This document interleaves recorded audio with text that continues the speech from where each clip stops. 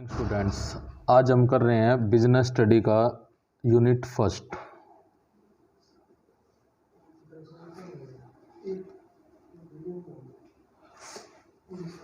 Unit first का first ही chapter है प्रबंध एक परिचय।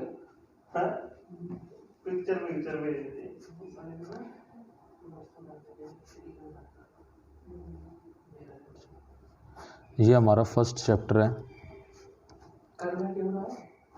तो सबसे पहले हमारी डेफिनेशन आती है प्रबंध क्या है।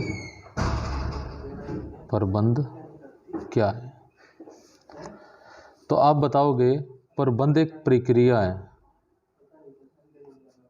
एक प्रक्रिया है।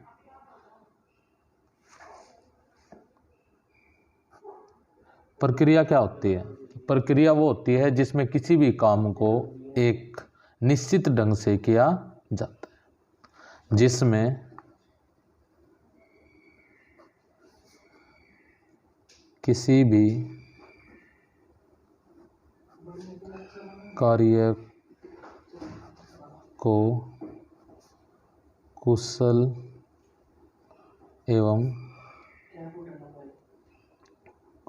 एवं प्रभावी ढंग से किया जाता है। अर्थात किसी भी काम को करने से पहले नियोजन, संगठन, नियुक्तिकरण,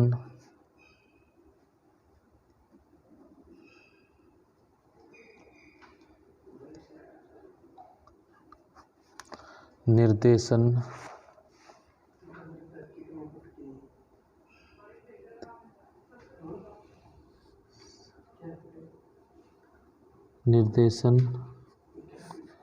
और नियंत्रण करने पे विचार किया जाता है। अब आती है इसकी विशेषताएं।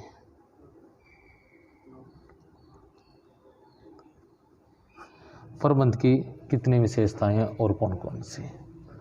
तो प्रबंध की बहुत सारी विशेषताएं हैं, हम उन्हें एक्सप्लेन करेंगे। सबसे पहला है प्रबंध। यह एक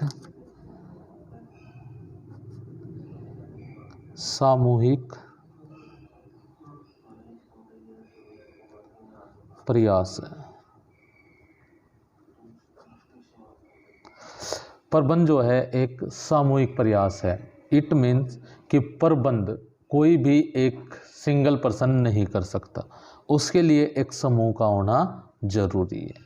जब तक कोई समूह नहीं होगा तब तक प्रबंध नहीं किया जा सकता। सेकंड पॉइंट है हमारा यह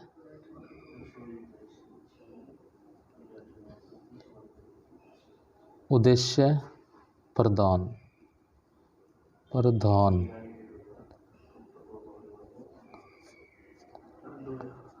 प्रबंध की एक विशेषता ये भी है कि प्रबंध एक उद्देश्य प्रधान प्रक्रिया है, यानी कि प्रबंध में जो भी काम किया जाता है उसमें अपने उद्देश्य को ध्यान में रखा जाता है। अगर हम कहें कि प्रबंध में अगर कोई भी काम करना है तो उस काम को करने का मोटिव हमारा एक ही रहता है कि उससे हमारा उद्देश्य पूरा होना चाहिए। इसका पृथक अस्तित्व होता है।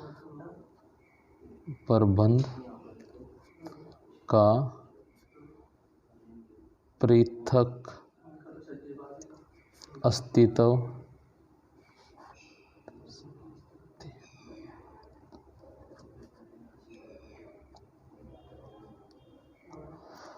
प्रबंध जो है उसका एक पृथक अस्तित्व होता है। प्रबंध का उसके ओनर के साथ कोई लिंक नहीं होता। यानी कि अगर हम कहें कि प्रबंध जो है वो केवल और केवल एक फर्म के उद्देश्य को पूरा करने के लिए किया जाता है, ओनर का इसमें कोई भी हस्तक्षेप नहीं होता है। यह एक प्रक्रिया है।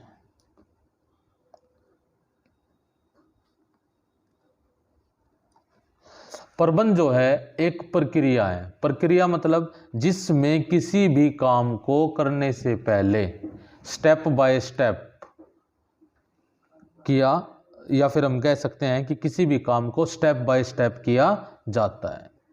अर्थात अगर हम कोई भी काम करना चाहते हैं, उसमें अगर हम कोई भी स्टेप छोड़ देते हैं काम को करने का, तो हम अपने काम को पूरा नहीं कर पाएंगे। इसीलिए इसको एक प्रक्रिया कहा गया है। यह एक पेशा है। यह एक पेशा।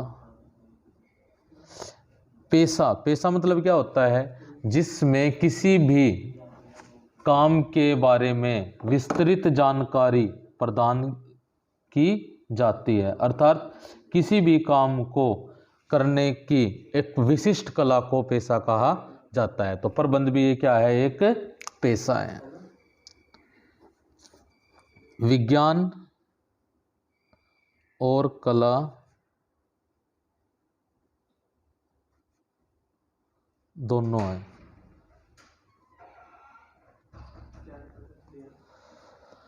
प्रबंध विज्ञान भी है और कला भी है। विज्ञान मतलब जैसे कि विज्ञान के जो नियम होते हैं वो बहुत ही सख्त होते हैं, जिनको हम आवश्यकता के अनुसार परिवर्तित नहीं कर सकते।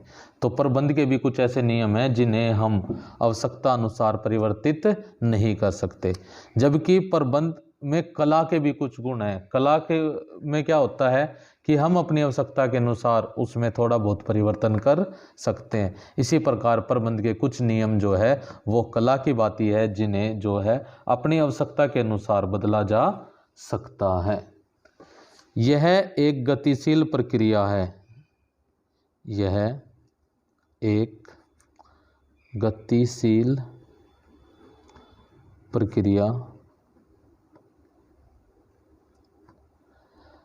गतिशील प्रक्रिया, गतिशील प्रक्रिया का मतलब होता है लगातार चलने वाली प्रक्रिया। प्रबंध एक ऐसी प्रक्रिया है जिसमें हमें लगातार जो है निगरानी का कार्य करना पड़ता है। ऐसा नहीं है कि हमने एक बार प्रबंध कर दिया तो बस उसके बाद हमें प्रबंध करने की आवश्यकता नहीं होगी। हमें समय समय पर प्रबंध करना पड़ता है। इसीलिए हम कहते हैं कि यह एक गतिशील प्रक्रिया है।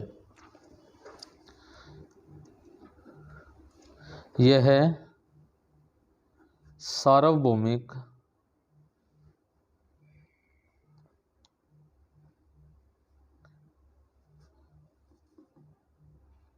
है।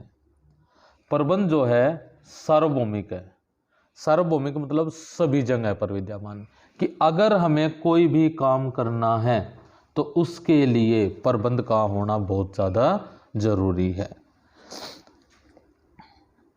यह अदृश्य शक्ति है। प्रबंध एक अदृश्य शक्ति है। अदृश्य मतलब ना दिखाई देने वाली। जब प्रबंध एक अदृश्य शक्ति है तो हमें कैसे पता चलेगा कि प्रबंध अच्छा हुआ है या बुरा हुआ है? तो इसका पता हमें चलता है प्रबंध के परिणाम से। अगर परिणाम जो है, अगर रिजल्ट जो है वो हमारे फेवर में आता है, अगर परिणाम हमारा फेवर में आता है तो इसका मतलब प्रबंध हमारा अच्छा है। अगर हमारा परिणाम जो है फेवर में नहीं आता है, अनफेवर में रहता है, यानी कि जो हमारी अनुकूल नहीं है, तो इसका मतलब क्या है? प्रबंध अच्छा नहीं है। तो ये ऐसे पता चलता है कि प्रबंध एक अदृश्य शक्ति है। अब हम पढ़ेंगे महत्व। इसको हम लाभ भी कह सकते हैं कि प्रबंध के लाभ कौन कौन से। तो सबसे पहला हमारा प्रबंध का लाभ है पूर्व निर्धारित लक्ष्य को प्राप्त करना। पहला हमारा बेनिफिट क्या है इसका? पूर्व निर्धारित लक्ष्य को प्राप्त करना, पूर्व निर्धारित लक्ष्य को प्राप्त करना। प्रबंध का सबसे महत्वपूर्ण कार्य है पूर्व निर्धारित लक्ष्य को प्राप्त करना, यानी कि जो लक्ष्य हमने पहले से ही निर्धारित कर लिया था उसको प्राप्त अगर करना है तो उसके लिए हमें प्रबंध करना जरूरी है। अगर हम प्रबंध नहीं करेंगे तो हम अपने लक्ष्य को पूरा नहीं कर सकते। सेकंड है उत्पादन के साधनों का अधिकतम उपयोग करना।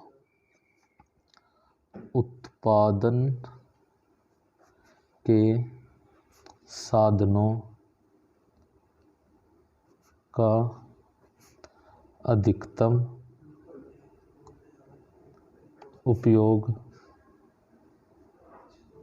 करना।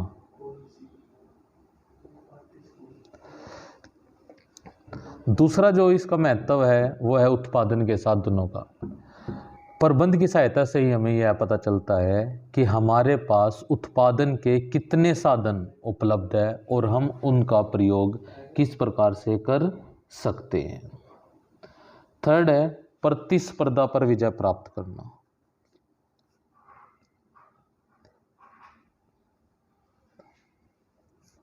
पर विजय प्राप्त करना।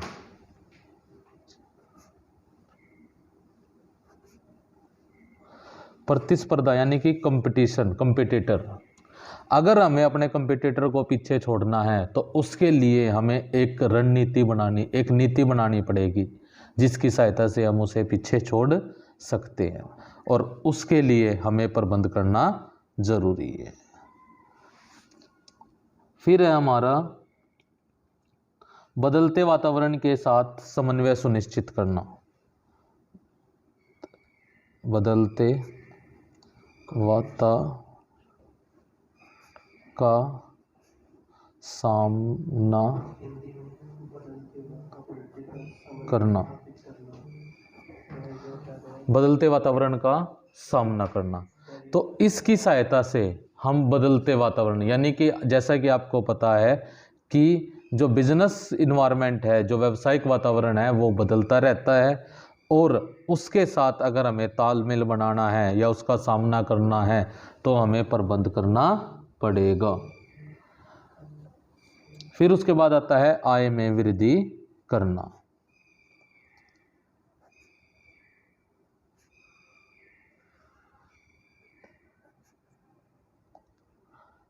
प्रबंध की सहायता से ही हम जो है अपनी आय में वृद्धि कर सकते हैं। आय में वृद्धि अगर हम अच्छा काम करेंगे, साधनों का अनुकूलतम उपयोग करेंगे तो हमारी आय जो है वो अपने आप ही बढ़ जाएगी।